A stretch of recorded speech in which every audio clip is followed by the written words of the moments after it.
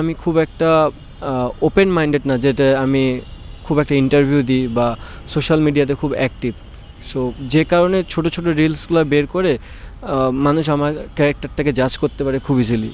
But যা দেখানো হয় আসলে ওই ক্যারেক্টারটা আমার না। ক্যাপ্টেন যদি কখনো হই বা যদি থাকি, তাহলে আমি টিমকে মোটিভ করতে পারবো, টিমকে গাইড করতে পারবো, বাট কারো পারফরমেন্স কিন্তু আমি করে দিতে পারবো না। ক্যাপ্টেন হিসাবে আপনার আইডলকে?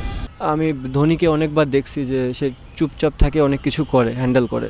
তো ওই দিক দিয়ে দেখতে গেলে ধোনি। এখন যদি বলা চলে যে কারো খেলা দেখে খুব বেশি এনজয় করি কিনা ব্যাটিং দেখে, আমি বলবো শামীম পাটোয়ারি।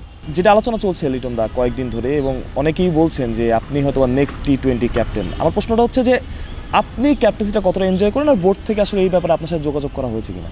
ক্যাপ্টেনশিপ আমি অনেক এনজয় করি, বিকজ আমার কাছে মনে হয় যে আমার ইন্টারন্যাশনাল ক্রিকেট খেলার যে অভিজ্ঞতা, শুধু ইন্টারন্যাশনাল না, ডোমেস্টিক, আমার এটা শেয়ার করতে খুব ভালো লাগে।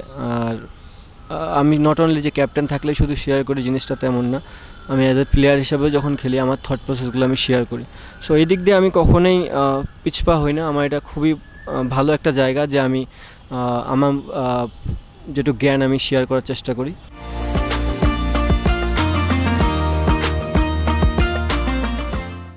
মানে বোর্ড থেকে আমার সাথে যোগাযোগ করা হয়েছে? না, এখন পর্যন্ত এরকম কোনো কিছু হয়নি, বাট যদি বোর্ড যদি চায় আমাকে যোগ্য মনে করে, তাহলে আমার কখনোই এটা নিয়ে সমস্যা থাকবে না, আমি করতে রাজি আছি। লিটন দা, মানে ক্যাপ্টেন যদি আপনি হন, আপনাকে যদি বলা হয় যে আপনি একটা জিনিস ক্যাপ্টেন হয়ে দলের মধ্যে চেঞ্জ করবেন, আসলে মানে কি চেঞ্জ করতে চান? দলের চেঞ্জ করাটা আসলে, এখানে দেখেন, দলগত চেঞ্জের থেকে দরকার প্লেয়ারদের ইন্ডিভিজুয়ালি অনেকখানি চেঞ্জ করা। অবশ্যই ক্রিকেট দলের গেম, বাট কোনো প্লেয়ার যদি ইন্ডিভিজুয়ালি নিজেকে চেঞ্জ করতে পারে, প্রত্যেকটা প্লেয়ার যদি 15টা প্লেয়ার নিজেকে এক স্টেপ 2 স্টেপ করে আগায় নেয়, তাহলে আলটিমেটলি কিন্তু ওই দলের উপকারই হচ্ছে। তো আমি হয়তো বা অ্যাজ এ ক্যাপ্টেন যদি কখনো হই বা যদি থাকি, তাহলে আমি টিমকে মোটিভ করতে পারবো, টিমকে গাইড করতে পারবো, বাট কারো পারফরমেন্স কিন্তু আমি করে দিতে পারবো না। সো যার পারফরমেন্স তাকেই বের করে আনতে হবে। অনেক সময় দেখা যায় যে ড্রেসিং রুমের অনেক কথা আপনার আলোচনা করতেছেন বা অনেক রকম ঘটনা ঘটে, আসলে সেগুলো আসলে বাইরে চলে আসে। আপনি যদি ক্যাপ্টেন হয় এটা বন্ধ করতে চাইবেন কিনা, আর এটা আসলে বাইরে আসা উচিত কিনা? না, ফার্স্ট অফ অল এটা তো আসা উচিত না। আমি ক্যাপ্টেন থাকি আর নাই থাকি, ঘরের কথা কখনোই বাইরে বলাটা উচিত না। যেহেতু আমরা যখন ড্রেসিং রুমে থাকি, এটা একটা পুরো ফ্যামিলির মতন, ওখানে ইচ অ্যান্ড এভরিথিং ওটা হাইড থাকা উচিত। যদি এরকম হয়ে থাকে, না করাটাই ভালো। বাট এখানে আমি ক্যাপ্টেন থাকি আর না থাকি এটা বড় প্রশ্ন না। প্রশ্ন হচ্ছে ওই খবরটা যেন বাইরে কখনোই না যায়, এটা ক্রিকেটের জন্য ভালো না। সোশ্যাল মিডিয়াতে অনেকেই খারাপ খেলে, অনেকেই তো খারাপ খেলে, একজন খারাপ খেলে তো আর দল হারে না, অনেকেই খারাপ খেলে, কিন্তু ট্রোল বলেন বা সমালোচনা বলেন, সবসময় টার্গেট আপনিই হন। এটা আসলে আপনাকে কতটা পীড়াতে? এখনকার আসলে কোনো মানুষের ধৈর্য, মানে ম্যাক্সিমাম মানুষের ধৈর্য খুবই কম। কেউ আসলে ফুল কোনো কিছু দেখতে চায় না, সবাই ছোট ছোট ক্লিপগুলাই বেশি দেখে, 1 মিনিট 30 সেকেন্ড 40 সেকেন্ডের। সো কিছু কিছু জিনিস হয়ে যায় যে 30 সেকেন্ড 40 সেকেন্ডের হয়তো বা সারাদিনের পারফরমেন্সের 30 সেকেন্ড 40 সেকেন্ডের একটা নেগেটিভ জিনিস ওই ভিউয়ের মাধ্যমে এটা বারবার চলতে থাকে। অ্যাকচুয়ালি আপনি সোশ্যাল মিডিয়াতে যা দেখাবেন মানুষ কিন্তু তাই দেখবে। কারণ এই ডিপিএলের কথা যদি আমি বলি, কয়টা মানুষ আসলে মাঠে খেলা দেখে? খুব কম। বাট মানুষ কিন্তু ওই 1 মিনিট বা 30 সেকেন্ডের রিলটাই দেখতেছে। বাংলাদেশের ম্যাক্সিমাম 18 থেকে 20 কোটি মানুষ, তো তার ভিতর ধরে নিলাম 10 কোটি মানুষ এখন মোবাইলের যুগে মোবাইল ইউজ করে। সো তারা কিন্তু সবাই দেখতেছে এখন। সো তাদের কাছে ধারণাটা যাচ্ছে যে ওই মানুষটা মনে হয় বা ওই ব্যক্তিটা মনে হয় এমন। তো আমার কাছে মনে হয় এটা হ্যাম্পার যে পড়ে না তা না। আসলে আমার ক্ষেত্রে যে জিনিসটা হয়, আমি খুব একটা ওপেন মাইন্ডেড না, যেটা আমি খুব একটা ইন্টারভিউ দিই বা সোশ্যাল মিডিয়াতে খুব অ্যাক্টিভ। সো যে কারণে ছোট ছোট রিলসগুলো বের করে মানুষ আমার ক্যারেক্টারটাকে জাজ করতে পারে খুব ইজিলি। বাট যা দেখানো হয় আসলে ওই ক্যারেক্টারটা আমার না। এটা এখন ওই যে বললাম, সোশ্যাল মিডিয়ার যুগে যে জিনিসটা হয় যে আপনি যা না তা আপনাকে দেখানো হয়। তো এটা একটু এমন না যে এটা হ্যাম্পার করে না, বাট সামটাইমস হ্যাম্পার করে।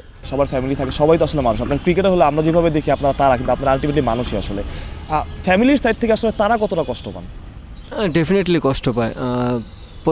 সবারই বাবা মা আছে, তাদের বাবা মাদের যখন ছেলেরা খেলে, বা সেটা আপনার ক্ষেত্রেও হতে পারে, আপনি যখন জব সেক্টরে যান, আপনার বাবা মা কিন্তু অনেক আশা নিয়ে আপনাকে ওই জায়গাটায় পাঠায়। বাট সেখান থেকে যদি দেখে যে আপনাকে নিয়ে কোনো একটা নেগেটিভ নিউজ বা যেটা আপনি না, সেটা চলতেছে আপনাকে নিয়ে, আপনার যতটা কষ্ট লাগবে ঠিক বাবা মা ততটা কষ্টই লাগবে। তো আমার মনে হয় এটা ডিফিকাল্ট। বাবা মাদের প্রত্যেকটা ফ্যামিলির জন্য এটা ডিফিকাল্ট যে নেগেটিভ জিনিসটা দেখা। ক্যাপ্টেন হিসাবে আপনার আইডলকে? ক্যাপ্টেনশিপের আইডল জিনিসটা আমি বলবো না, বাট আমি একটু ঠান্ডা মাথায় চিন্তা করতে একটু বেশি পছন্দ করি। মাঠেও রাগান্বিত খুব কম হই না তা বলবো না, বাট খুব কম হই। আমি একটু চুপচাপ থেকে চিন্তা করতে বেশি পছন্দ করি। তো ওই হিসাব দেখতে গেলে ক্যাপ্টেনশিপের আইডল বলবো না, বাট আমি ধোনিকে অনেকবার দেখছি যে সে চুপচাপ থাকে, অনেক কিছু করে, হ্যান্ডেল করে। তো ওই দিক দিয়ে দেখতে গেলে ধোনি। দাদা আইপিএল তো খেলেছেন, আসলে ধোনির সাথে কোনো কথাবার্তা হয়েছে কিনা, বা ইন্ডিয়ান অনেক প্লেয়ার, আপনি তো ইন্ডিয়ার সাথে ভালো খেলেন নর্মালি, ইন্ডিয়ার কোনো প্লেয়ার যারা আপনাকে প্রেস করেছে, অ্যাপ্রিসিয়েট করেছে, এরকম কথাবার্তা হয়েছে কিনা? ধোনির সাথে কথা হয়েছে। আমি যখন আইপিএলের সুযোগ পেয়েছিলাম, দুই একটা প্রশ্ন করেছিলাম তার কাছে, ভালো অ্যান্সার দিয়েছে আমাকে। আর ইন্ডিয়ান প্লেয়ারদের সাথে খেলা হলে কথা হয়, কথা হয় না তা বলবো না, ওভার দ্য ফোনে হয়তো বা হয় না, বাট যখনই প্র্যাকটিক্যালি খেলা হয়, তাদের সাথে কোনো সিরিজ হয় বা ওয়ার্ল্ড কাপের ম্যাচ হয়, যেসব প্লেয়ারের সাথে আমি কমফোর্টেবল কথা বলতে, আমি তাদের সাথে কথা বলি। সবাই আপনার ব্যাটিংয়ের প্রেস করে এবং আপনার ব্যাটিং অনেকের ভালো লাগে। অনেক, আপনি কয়েকদিন আগেও দেখেছেন একজন 400 মেরেছে, তার আরেকজন 256, তারাও আপনার ব্যাটিং খুব পছন্দ করে। আসলে আমি যদি বলি লিটন দাসের ফেভারিট বাংলাদেশি ব্যাটসম্যানকে এখন যারা খেলছেন?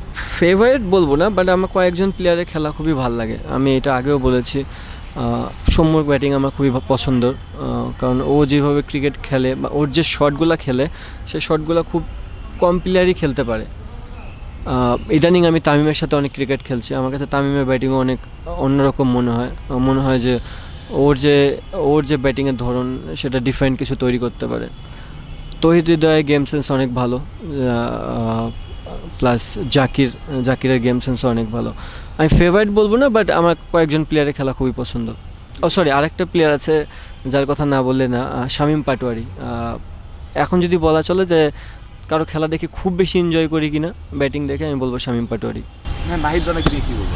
নাহিদ রানা আসলে বাংলাদেশে এক্স ফ্যাক্টর হতে পারে, যদি তাকে নিয়ে ভালো মতন গাইডলাইন করা যায়, এবং শুধু গাইডলাইন না, তারও ইমপ্রুভমেন্টে অনেক অনেক জায়গা থাকবে। সে কতটুকু নিজেকে চাচ্ছে ওই জায়গায় নিয়ে যেতে, এটা অনেক বড় একটা প্রশ্ন। সে যদি চায়, তার হার্ডওয়ার্ক যদি ওখানে থাকে, আর যদি সবাই যদি গাইডলাইন করে, আমার মনে হয় বাংলাদেশের জন্য একটা এক্সপেক্টর হতে পারে।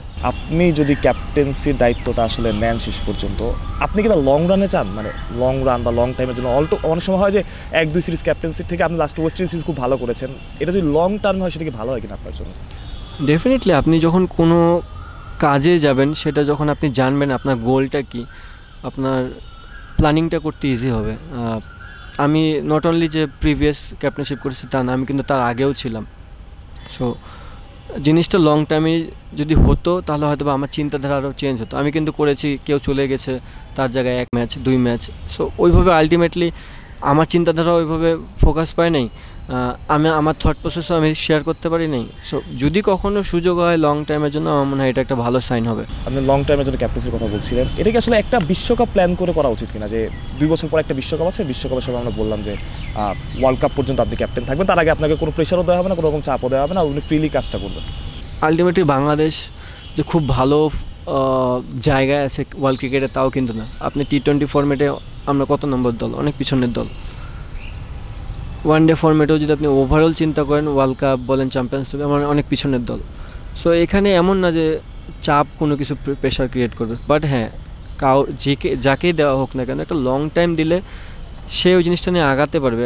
1 সিরিজ 2 সিরিজ আপনি ভালো খেলতেই পারেন বা খারাপ খেলতেই পারেন, ডাজেন্ট ম্যাটার যে আপনি চেঞ্জ হয়ে গেছে।